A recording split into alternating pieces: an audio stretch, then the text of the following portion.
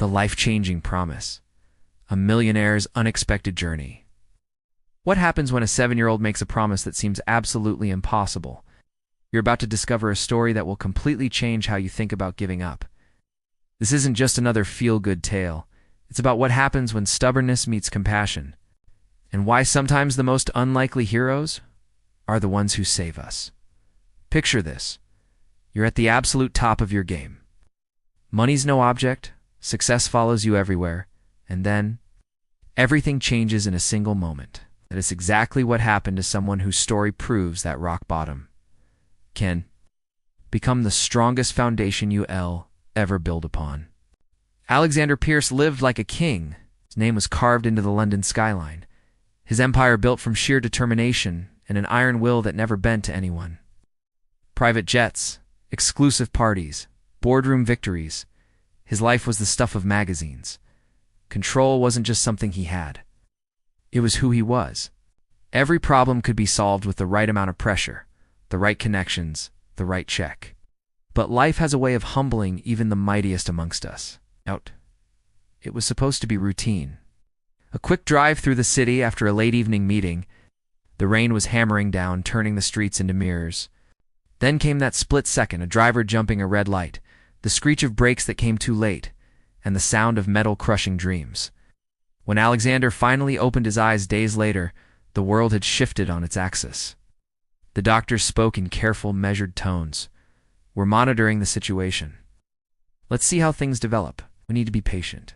But their cautious optimism couldn't hide what was coming. Weeks crawled by. Hope became a cruel visitor that knocked on his door each morning, only to leave him more broken by evening. Then came the appointment that changed everything. Sitting in a sterile consultation room, fluorescent lights buzzing overhead, whilst a neurologist delivered the words that shattered his world completely. The nerve damage is irreversible. Walking, ... That's no longer possible. Just like that, the man who'd built an empire found himself imprisoned in a wheelchair. Every mirror became an enemy, every reflection a reminder of who he used to be. His friends stopped calling, not out of cruelty, but because they didn't know what to say. Business meetings became phone calls. The penthouse that once felt like a castle became a cage. Months passed in this gray existence until one autumn afternoon, restlessness drove him to the local park. Not for joy, he could not remember what that felt like anymore, but simply to escape the suffocating walls of his apartment. The air was crisp, leaves dancing overhead, and he was lost in dark thoughts when disaster struck again. His phone slipped from his lap, clattering onto the concrete path. He leaned forward desperately, but his reach fell short. The simple act of picking up a phone, something he'd done thousands of times, was now impossible. That's when she appeared. A little girl, maybe 7 years old, with warm brown skin and hair braided neatly away from her face. Her clothes had seen better days. A faded t-shirt beneath worn denim dungarees. Scuffed trainers that had probably been through a dozen puddles, but her eyes. Her eyes held something Alexander had forgotten existed. Without a word, she bent down, scooped up his phone, and held it out to him. "Cheers, love," he muttered, taking it from her small hands. Most children would have run off at that point, but not this one. She stood there, studying him with an intensity that made him uncomfortable, really looking at him as if she could see through all the walls he'd built. "Why are you in that chair?" she asked, her voice carrying no pity, just genuine curiosity. Adults had spent months tiptoeing around that exact question, but children don't do subtlety. He almost smiled despite himself. "Because I can't walk," he replied, his voice flat and final. "I never will again." "Says who?" Actors. He snapped, sharper than he'd intended. "People who actually know what they're talking about." She tilted her head like a curious sparrow. "Do you believe them?" Now that ... that hit differently. It wasn't the usual stay positive rubbish he'd been fed for months. This was a challenge. Something in those young eyes reminded him of someone he used to know. Himself before the world had taught him that some fights couldn't be won. Maybe it was impulse. Maybe it was irritation at being questioned by a child. Maybe it was the first spark of something he'd thought was dead forever. He leaned forward, locking eyes with her. "If you can cure me, I'll adopt you." The words tumbled out like a dare, loaded with the absolute certainty that it was impossible. He expected laughter, eye-rolling, maybe for her to back away from the obvious madman. Instead, she didn't even blink. "Right then," she said simply, as if he'd just asked her to fetch him a cup of tea. For a moment, Alexander was completely speechless.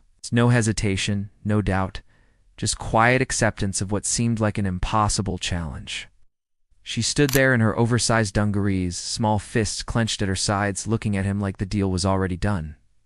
"What's your name?" he managed. "Amara." "Alexander?" She gave a tiny nod, then looked down at his legs with the focus of a general planning battle. "Tomorrow." "Same spot," she declared, then turned and walked away before he could respond. He watched her go, those small shoulders squared with determination, felt something he hadn't experienced in months. Curiosity about tomorrow. That night, high above the glittering city lights, Alexander couldn't stop replaying those few minutes. The sheer audacity of her acceptance, the fire in her eyes, and a thought he didn't dare voice. What if she actually meant it? Alexander had stopped believing in miracles the day his last physio session ended with the same result as all the others. When maybe became never and hope transformed from friend to enemy. So when Amara arrived the next morning with a carrier bag full of charity shop resistance bands and a stack of photocopied exercises from the library, prepared himself for disappointment. But this little girl had the kind of determination that could move mountains. "We start here," she announced, looping an elastic band around his forearms with the confidence of someone 3 times her age. Stronger arms mean better lifting power. Better lifting helps your back. Stronger back means stronger core, and a strong core. That's how we wake up your legs. He wanted to argue, to explain that London's best specialists had already tried everything. But Amara wasn't interested in his excuses. She became his tiny drill sergeant, counting every repetition, making him restart any that weren't up to her standards. Days melted into weeks. She appeared every morning after school and every Saturday afternoon without fail. Sometimes she'd bring crumpled articles about experimental nerve treatments she'd found at the library. Other times she'd convince him to attempt ridiculous seated yoga poses that left them both in fits of giggles. At first, Alexander just went along with it to humor her. But gradually, something began shifting. His shoulders broadened, his posture straightened. The constant ache in his lower back eased just enough to notice. One afternoon, Amara practically dragged him to the community center 2 streets over. There, she introduced him to Coach Rivera, a retired physiotherapist, who now volunteered with adaptive athletes. Apparently, she'd been talking about Alexander for weeks. "Your legs might not be dead," Rivera said, kneeling to examine Alexander's posture. "They might just be sleeping. Sometimes you need to start a proper war to wake them up." Rivera's approach was unlike anything Alexander had experienced. No false hope, no patronizing sympathy, just hard science mixed with stubborn determination. He set up parallel bars, support harnesses, and weight-assisted treadmills. The goal wasn't walking. It was teaching his brain to remember movement existed. The process was absolutely brutal. Hours of microscopic movements. Electrical stimulation on muscles that had forgotten their purpose. Resistance training that left him absolutely knackered. This wasn't some miracle cure from a film. It was science wrestling with sheer bloody-mindedness. Through it all, Amara remained his constant companion, celebrating the tiniest victories. A twitch in his toes. A flicker of sensation in his calves. "See?" she'd grin. "They're listening." Months crawled by. The man who'd once spent days staring out at the London skyline was now counting repetitions. Tracking sessions. Measuring progress in millimeters rather than miles. For the first time since the accident, Alexander found himself thinking about next week, next month, the future instead of the past. Then came that crisp spring morning when everything changed. They were at the gym, morning sunlight streaming through the tall windows. Alexander was strapped into the parallel bars, whilst Rivera monitored his form. Amara stood at the far end, arms crossed, wearing that same fierce little smirk from their first meeting. "Right then, Pierce," Rivera called out. "Weight on your arms. Engage that core like we've practiced. When I give the word, push up just enough to lock those knees." Alexander's hands gripped the bars until his knuckles went white. His arms trembled. Felt his core muscles contract the way Rivera had drilled into him 1,000 times. And then, like a door that had been stuck for months finally giving way, his knees straightened. He was standing. Not perfectly, not for long, but bloody hell, he was standing. His legs shook under the weight they hadn't carried in over a year. Sweat stung his eyes. His breath caught, not from the effort, but from the overwhelming rush of something he'd forgotten existed. Triumph. Amara's eyes went wide, her grin threatening to split her face in half. "Told you so," she whispered, like it was their secret. He held that position for 10 precious seconds, before his arms gave out and Rivera helped ease him back into the chair. His entire body was shaking, but his mind was crystal clear. The doctors had been right about the damage. They hadn't accounted for months of retraining, alternative therapies, the relentless determination of a child who simply refused to accept never. Over the following months, Alexander graduated from parallel bars to forearm crutches. Each milestone seemed impossible until suddenly it wasn't. The first unassisted step came nearly a year after their meeting, on a quiet evening in the very park where it all began. True to his word, Alexander started the adoption process. This wasn't charity. It was acknowledgement. Amara hadn't just helped him walk again. She'd pulled him back from the edge of giving up entirely. On the day the papers were signed, Amara's battered notebook sat proudly on her new bedroom desk. On the last page, under Things to Fix, she'd written, "Alex's legs done."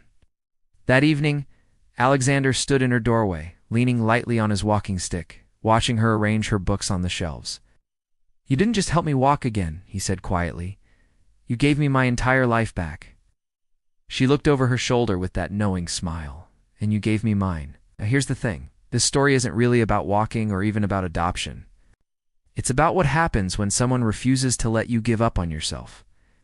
When a complete stranger sees potential, where everyone else sees endings. Neither Alexander nor Amara believes in never anymore. And after hearing their story, maybe you won't either. Sometimes the most extraordinary transformations come from the most unexpected places. Sometimes all it takes is one person who looks at your impossible situation and says, "Right then, let's get to work." So next time you're facing something that feels insurmountable, remember this. Somewhere out there is a 7-year-old girl who looked at medical impossibility and said, "We'll see about that." If that doesn't inspire you to keep fighting, I don't know what will. What's your impossible? What's that thing you've been told will never change, never improve, never get better? Maybe it's time to find your own Amara. Or better yet, maybe it's time to become someone else's. If this story moved you, hit that thumbs up and subscribe for more incredible tales of human determination. Drop a comment below and tell us where you're rewatching from. We absolutely love connecting with viewers from around the world. Until next time, stay curious, stay determined. And never forget that sometimes the smallest person in the room has the biggest heart.